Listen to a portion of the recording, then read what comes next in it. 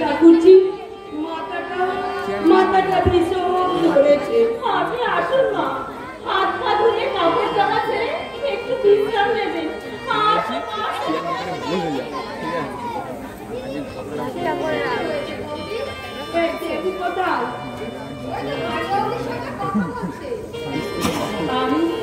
আমি দেবুর সঙ্গে একটু কথা বলে আসছি। আমার শরীরটা কেন খারাপ লাগছে আমি বুঝতে পারছি না। এখন আমার কি করা উচিত? কাশিতে তীর্থ করতে এসে তুলাধার সন্তান পাবো এটা আমি ভাবতেও পারিনি। আমি আসছি ঠাকুরজি, তোমরা সব জানতে পারবে।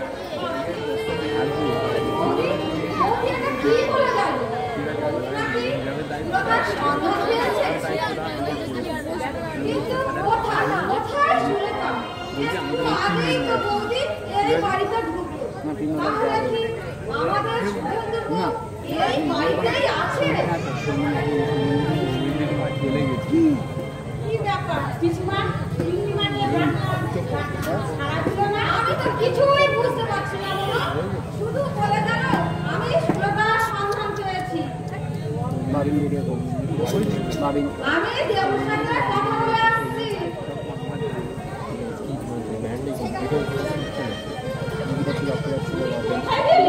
ওদিকে জল যে ঠান্ডা হয়ে যাচ্ছে, ছেলের সঙ্গে কথা বলতে গেছি। আমরা তো এখানে কেউ ছিলাম না। ওদের কি কারোর সাথে কথাবার্তা হয়েছে? না মানে আমার সঙ্গে কথা বলছিলে, আমাকে জিজ্ঞাসা করলে যে তোমার নাম কি, আমি বললাম। হঠাৎ আমাকে জিজ্ঞাসা করলে তোমার স্বামী আত্মহত্যা করেছিল কেন?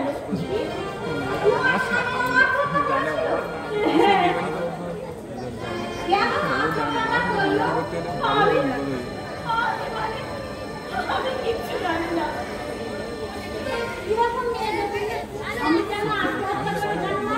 নিশ্চয় নিশ্চয় তোমাদের মধ্যে ঝগড়া অশান্তি হয়েছিল, নইলে শুধু শুধু আত্মহত্যা করে কেউ? দয়া করে আপনারা আমাকে আমার সম্পর্কে কোনো প্রশ্ন করবেন না। আমি জবাব দিতে পারবো না। আমি শুধু একটাই কথা বলতে চাই,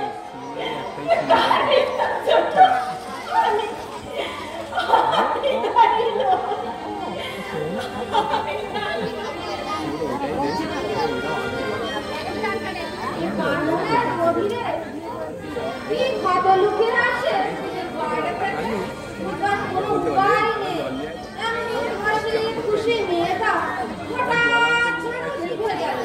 আর এই অল্প বয়সে বিধবার যন্ত্রণা। তুমি একটু পাশের ঘরে যাও তো, আমি একটু কমিলার সাথে কথা বলবো। আপনি চান করবেন না গিন্নিমা? বললাম তো পাশের ঘরে যাও, আমি পরে চান করবো। যা দরকার হলে ডাকবেন। তীর্থধর্ম করতে এসে যদি মনে শান্তি না পাও, কি দরকার কাশিতে আসবা? কি হয়েছে বৌদি, তোমার মুখটা আমার শুকিয়ে গেছে কেন? তুমি এই বাড়ির কাজের মেয়েটাকে দেখেছো ঠাকুরজি? হ্যাঁ বৌদি, একটু আগেই তো মেয়েটার সাথে কথাবার্তা বললাম। আমার তো বেশ ভালো শান্ত নম্র বলেই তো মনে হলো। ওর স্বামীর নাম বলছে শুভেন্দু চৌধুরী। তাই নাকি বৌদি? আমার মনে হয় ওর স্বামীর নাম ওর নাম সুলতা। ওই মেয়ে আমার শুভেন্দুর মেয়ে। দেবু বললে মা বাড়িওয়ালিকে জিজ্ঞাসা করে দেখো ওর সত্যিকারের পরিচয় কি। তাই যদি হয় তুমি কি বাড়ি নিয়ে যাবে বৌদি? না দরকার নেই, আমি ওই বাচ্চাটাকে নিয়ে যাব। আমার দেবুও তাই বলেছে। দেবে না মানে? ও যে আমারই নাতনি। তোমার নাতনি মানছি, ওর তো শান্ত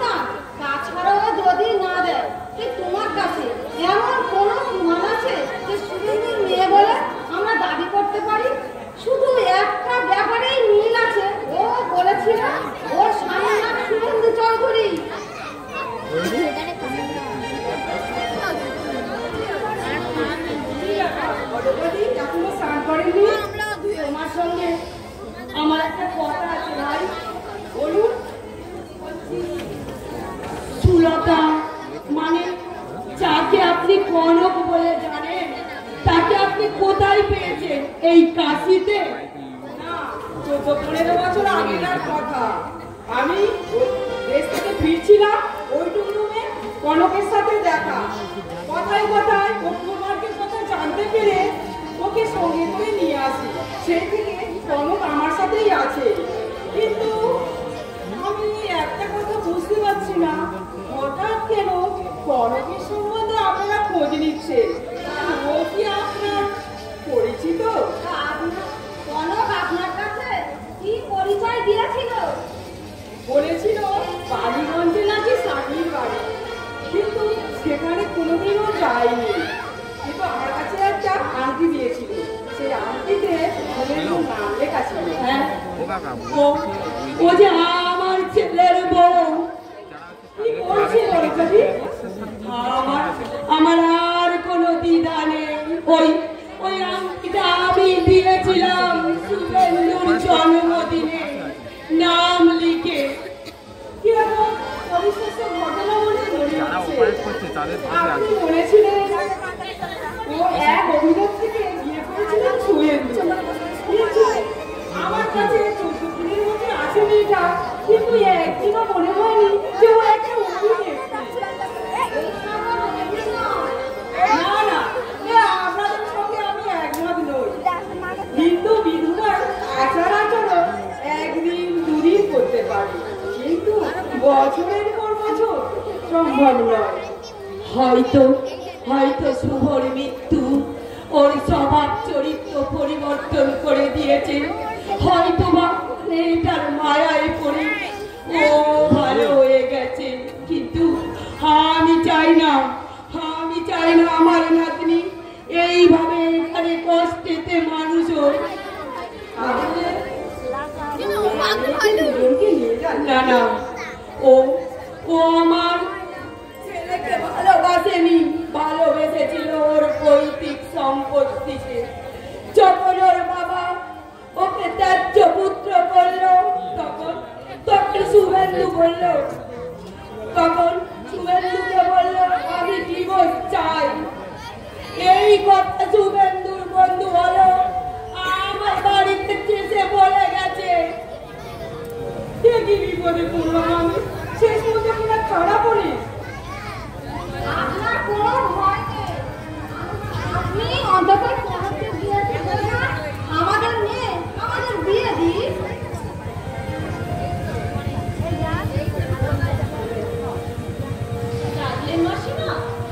এই যে বলো, এই বড়বাদি বলছে এই ওরা ছেলে শুভেন্দুর বউ নাকি তুই? এই আমার কাছে যে সোনার আংটিটা দিয়েছিলিস না, এই সোনার আংটিতে শুভেন্দুর নাম লেখা ছিল। কাজেই তুই অস্বীকার করতে পারিস না। এই এনাদের অভিযোগ কি মিথ্যা? দেখুন মাসিমা, একটু আগে তুমি আমাকে বলেছিলে তোমার স্বামীর নাম শুভেন্দু চৌধুরী। আমরা জানি এক নামে 10 জন মানুষ একই পদবীও হতে পারে, কিন্তু তুমি তো সরকারের কাছে নিজেই বলেছো তোমার শ্বশুরবাড়ি কলকাতার বালিগঞ্জে। তাছাড়াও তোর জন্মদিনের আগে তোমার কাছেই তো পাওয়া গেছে। এখন যদি তুমি বলো আমি শুভেন্দু চৌধুরীকে চিনি না, আইন কিন্তু মানবে না। আমার নাতিকে আমি কলকাতায় নিয়ে চলে যাব।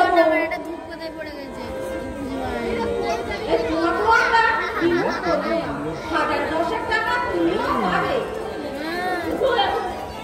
দয়া করে আপনারা আমাকে টাকা দেবেন না। দুঃখ যে আমার জীবনের শক্তি, সারাকে আমার এই মুখ থেকে কেড়ে নেবেন না। ও যে আমার জীবনের ধ্রুবতারা, আমার বুকের পাঁজর।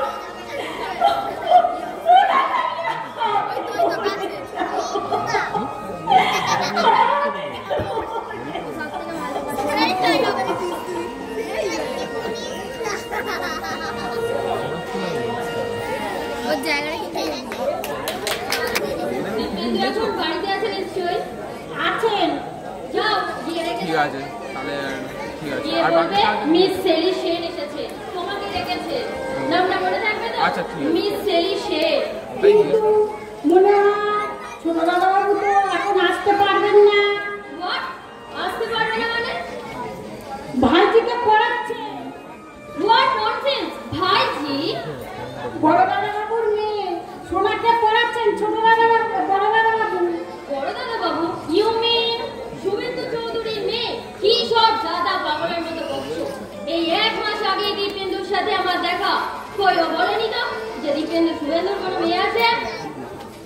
ওরা কাশি তো ছিলেন। ওরা মানে? আমার মা এখানে কে এসেছে?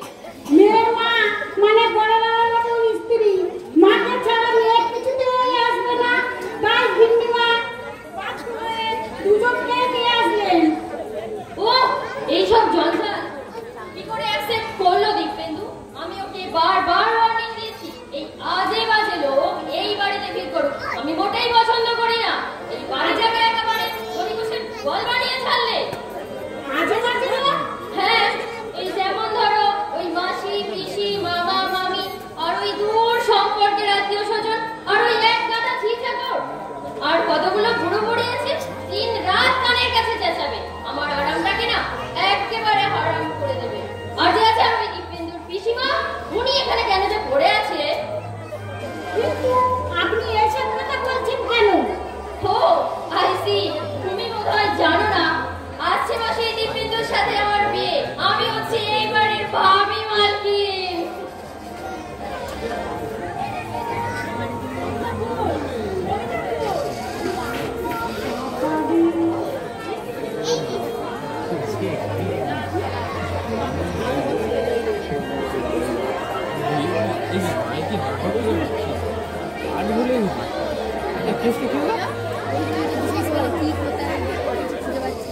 কে খুঁজে আছে?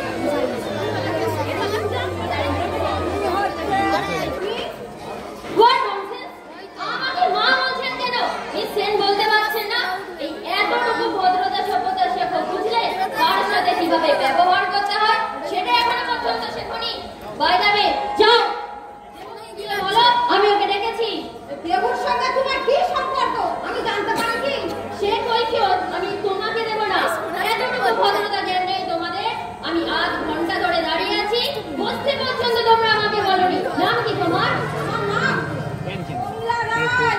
ও আই সি, আপনি তাহলে সেই দীপেন্দুর পিসিমা।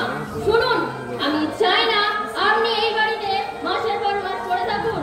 নিজের তো বাড়ি ঘর আছে নাকি? তাহলে বেহায়ার মতো এ বাড়িতে পড়ে আছো কেন?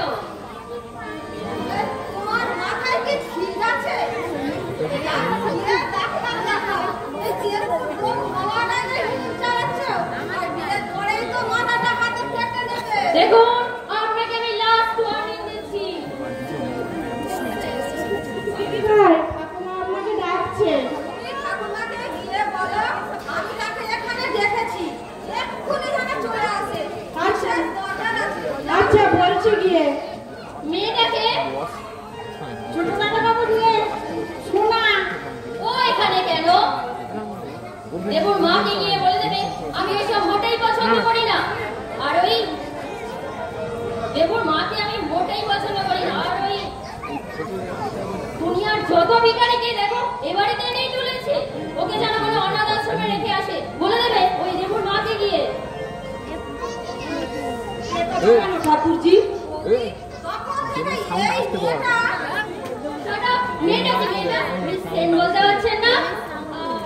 আর আপনি তাহলে সেই দীপেন্দুর মা মেলা নাকি? শুভেন্দুকে গিয়ে বলবেন ওই মেয়েটাকে যেন কোনো অনাথ আশ্রমে রেখে আসে। ওই সব জঞ্জাল আমি মোটেই পছন্দ করি না, ওকে যেন কোনো অনাথ আশ্রমে রেখে আসে। বলে দেবে ওই দেবুকে গিয়ে। শোনো, বলুন। বলি দেবুর সঙ্গে আমার কতদিনের পরিচয়? ও আমার কলেজে সহপাঠী ছিল। এই বাড়িতে তুমি আর কোনোদিন ঢুকবে না। বলুন।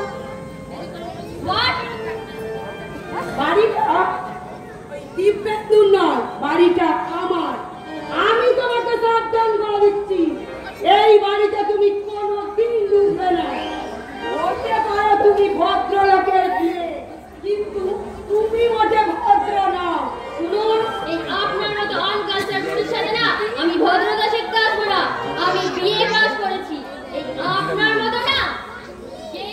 ভূত নয়, বুঝলেন?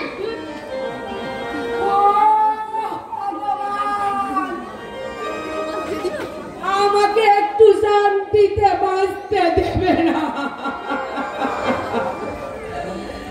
একজন বিয়ে করে অকালে পৃথিবী থেকে বিদায় নিল, আর একজন এমন একটা মেয়েকে বিয়ে করেছে, একে বিয়ের আগে সে কিনা আমাকে ওয়ার্নিং দেয়। আপনি কার সঙ্গে কার তুলনা করছেন গিন্নিমা? কনক বৌদির সঙ্গে ওই মেয়েটার কোনো তুলনা হয় না। জানি না কেন বড় দাদা আত্মহত্যা করলেন, তবে বইয়ের জন্য নয়, এটা আমি দাদার কাছে লিখে দিয়ে যেতে পারি। ও অভিনয় করছে না। গিন্নিমা, আপনি আমার চেয়ে অনেক অভিজ্ঞ। মানুষ চেনার ক্ষমতা আপনার অনেক বেশি। তবুও বলছি, কনক বৌদির সত্যিই কোনো তুলনা হয় না। একদিন আপনার ঘুম ভাঙবেই ভাঙবে, এই আমি বলে দিলাম। সঙ্গে আমিও একমত বৌদি। ছোট মেয়েটা সত্যি খুবই ভালো। জানি না কেন সুমন বন্ধু অলোক চিঠিতে লিখেছিল সব সময় নাকি সাজগোজ নিয়ে ব্যস্ত থাকতো, আবার নাকি বন্ধু বান্ধবদের আড্ডাও দিত, আমার ড্রিঙ্কসও করতো। কিন্তু মেয়েটা আমাদের বাড়ি 3-4 মাস আছে, কোনো বেচাই তুমি দেখেছো কি? ওর যেন আমূল পরিবর্তন হয়েছে। শুভর মৃত্যু ওর নবজন্ম দিয়েছে। কাল দেখলাম ঠাকুর ঘরের বারান্দায় বসে গান গাইছিল, আর ওর চোখে জল। আমার মনে হয় ঠাকুরজি ও অনুতাপের আগুনে পরিশুদ্ধ হয়ে গেছে, বুঝতে পেরেছে ওর নিজের ভুল। মা চলুন, আজ আপনাকে আমি নিজে হাতে সাবান মাখিয়ে স্নান করিয়ে দেব। রান্না হয়ে গেছে মা? হ্যাঁ পিসিমা, আপনিও চলুন, স্নান করে কিছু খেয়ে নেবে। তুমি কেন রান্না করেছো? মনে তো রয়েছে। রান্না করতে আমার যে ভালো লাগে মা। তাই নাকি? আমি যে শুনেছিলাম তোমাদের দুজনের জন্য নাকি একটা কাজের লোক রেখেছিল। উনি রেখেছিলেন? তোমার চাপে করে রাখতে বাধ্য হয়েছিল। এই কথা শুভেন্দুর বন্ধু হলো আমার চিঠিতে জানিয়েছে। তুমি যে তোমার ভুল বুঝতে পেরেছো মা, এতে যে আমি খুব খুব খুশি মা। কিন্তু তুমি যে বড্ড দেরি করে ফেললে মা। দোষ তোমার নয় বাছা, দোষ যে আমার এই পোড়া অদৃষ্টের। আর বৌদি না, বলতে মানুষেরই হয়। এই সস্তা দামের শাড়িটা তুমি পরেছো কেন? কাস্তিতে যে তোমাকে আমি 4খানা শাড়ি কিনে দিলাম, তারপর তুমি কলকাতায় আসার পর আমার বেবুও তোমাকে কি শাড়ি দিয়েছে? দামি কাপড় নষ্ট করে কি হবে মা? আমি যে সাধারণ ঘরের মেয়ে, আর সাধারণ ভাবে থাকতেই পছন্দ করি। আশ্চর্য! এই ভুল যদি তুমি আগে বুঝতে মা, তাহলে আমি খুব খুব খুশি হতাম। আমার শুভ অকালে আমার কোল শূন্য করে চলে যেত না মা।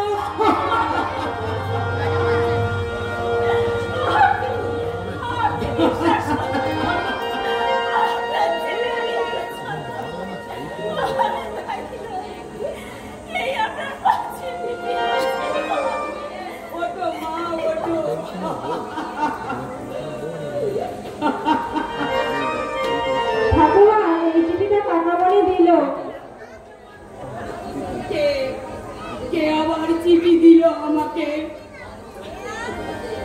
যদি ঘুরে দেখো, আমার মনে হয় তোমার নন্দায় চিঠিটা দিয়েছে। তোমাদের বাড়িতে অনেকদিন তো এসেছি, হয়তো কোনো জরুরি তলব পাঠিয়েছে। না গো ঠাকুরজি, এটা প্রতাপ বাবুর লেখা চিঠি নয়। মেয়ের হাতের লেখা। দেখছি কার চিঠি? কি হয়ে কার চিঠি বৌদি? সুলতা। কোন সুলতা? এসো, তোমাকে আমি বলছি। কি ব্যাপার বলো তো? বৌদি বলে গেল সুলতার চিঠি। এই তুমি ছাড়া আর কার নাম সুলতা? আমি জানি না দিদি। আমার মাথায় তো কিছুই ঢুকছে না। চিঠি পড়তে পড়তে ওই মুখটা কঠিন হয়ে উঠল। কোন সুলতা আমার চিঠি লিখলো?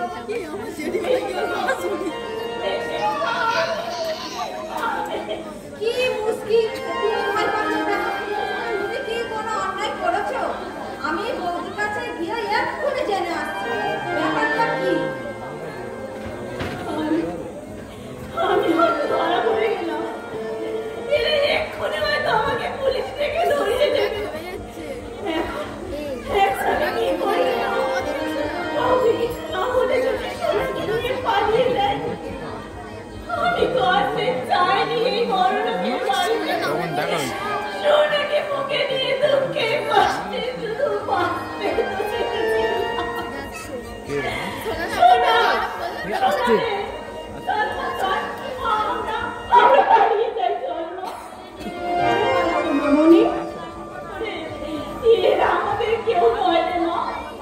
এরা তোকে আমার এই মুখ থেকে কেড়ে নেবে আর আমাকে যে পুলিশ থেকে ধরিয়ে দেবে রে মা। কেন পালাবো? কাকুমণি, ঠাকুমা, দিদা এরা তো আমাকে খুব ভালোবাসে।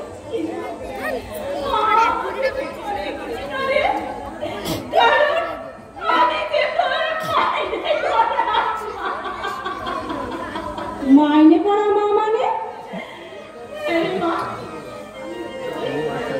তুই আমার নিজের মেয়ে নস। আমার এক মায়ের পেটে জন্মেছি। আমাকে দিয়েছিল মা। যা, তাই কখনো হয়? তুমিই তো আমার মা। চল, দেরি করিস না। তোর ঠাকুমা এসে বললে আর তোকে যেতে দেবে না। চল। কোথায় যাবে মামনি? জানি না রে, আমি কিচ্ছু জানি না। শুধু জানি আমাকে যে পালাতে হবে রে ঠাকুর। আর কত কষ্ট আমাকে দেবে, আর কত কষ্ট দেবে ঠাকুর। মামনি, মামনি তুমি কেঁদো না। মামনি তুমি কেঁদো না।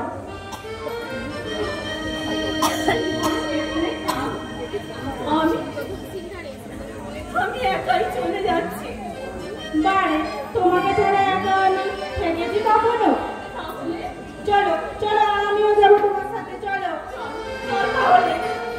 ঠাকুমাকে বলে আসি মামনি। না, ওরে না। মা তোকে দেখে আর যেতে দেবে না। আর আমাকে যে পুলিশ থেকে ধরিয়ে দেবে রে। তার থেকে ভালো চল আমরা চুপি চুপি পালিয়ে যাই। কাউকে কিছু বলবো না। চল চল তাহলে। কোথায় যাচ্ছো মামনি? না, মানে মা তোমাকে ডাকছেন। মা বলেছিল বৌমাকে ডেকে নিয়ে আয়, আমাকে চান করিয়ে দেবে বলেছিল। ভুলে গেছে কোথায়? সত্যি তুমি জাদু জানো বৌদিমণি। মাকে তুমি বশ করে নিয়েছো। না, চলে এসো।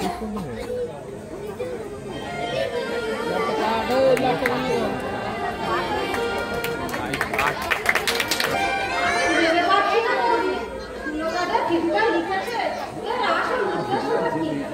আমি তোমাকে বারবার বললাম চিঠিটা দিয়ে তুমি পুলিশের হাতে তুলে দাও।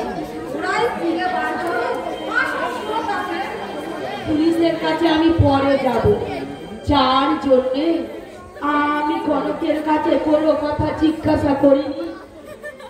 আমাকে যে চিঠি দিয়েছে তার সাথে কথা বলে প্রয়োজন হলে আমি পুলিশের সাহায্য নেব। কাজের মেয়েটা কি বললো বৌদি? কোথায় গেছে শুনো তো? বললে ডাক্তারের কাছে গেছে। তা কি অসুখ চিঠিটা লেখেনি? অসুখের কথা লেখেনি, লিখেছে মৃত্যুর প্রত্যনি শুনতে পাচ্ছি আমি। আপনারা যদি একটি বার আমার সাথে দেখা করেন।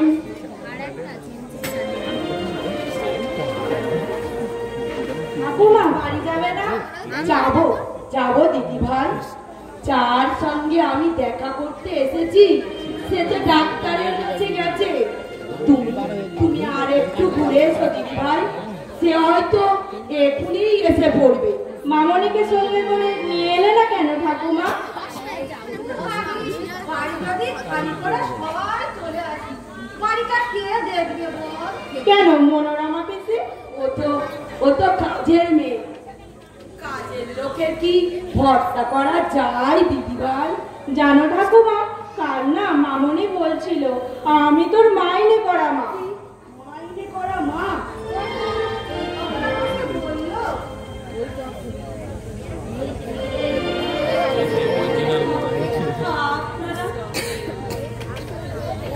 তুমি কি তাহলে সুলতা?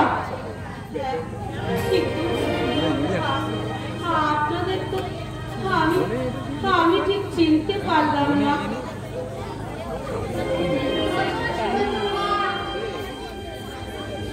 ও আমি তো আগে কোনোদিন দেখিনি।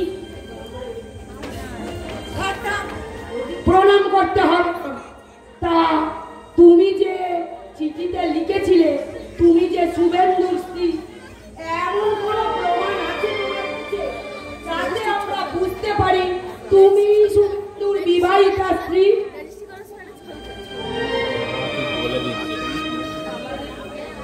আমাদের রেস্টি ম্যারেজের দিনে এই ছবিটা তোলা হয়েছিল। আর আমার কাছে রেস্টি ম্যারেজের জলিলও আছে। আপনারা যদি দেখতে চান আমি দেখাতে পারি।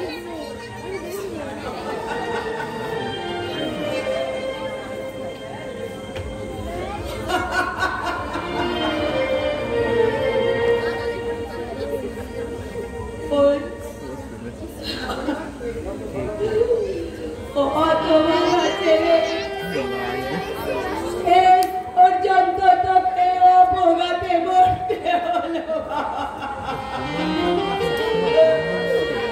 কত কত আশা ছিল, কত স্বপ্ন ছিল, সব